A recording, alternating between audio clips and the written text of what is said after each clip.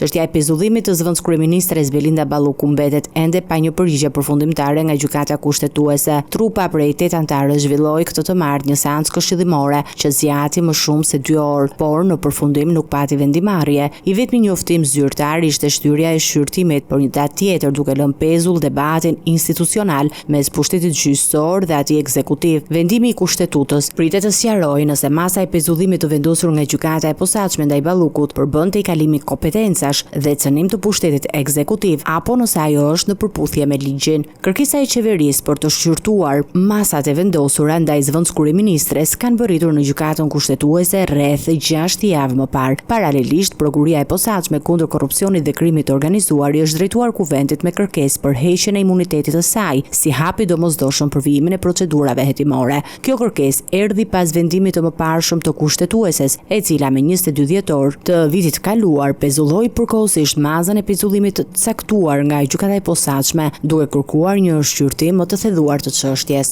Ndërkohë, majoranca socialiste ka bërë të ditur se nuk do të shprehet për kërkesën e Spakut pa një vendim të qartë të gjykatës kushtetuese, duke konsideruar këtë si një çështje që kërkon interpretim përfundimtar juridik. Belinda Balluku është marrë zyrtarisht e pandehur që prej 31 tetorit të vitit kaluar në akuzën për shkelje të barazisë në tendera lidhur me projektin e tunelit të Llogaras dhe lotin e 4 të Unazës së Madhe në Tiranë. Përveç këtyre, Spak ka konfirmuar se ajo është nën hetim edhe për 7 procedura të tjera të prokurorimit publik. Sipas prokurisë, masat kufizuese janë kërkuar me argumentin se ekziston rreziku i prishjes së provave apo intimidimit të dëshmitarëve, ndërsa vendimi përfundimtar i kushtetueses pritet të përcaktojë edhe ecurinë e mëtejshme të procesit.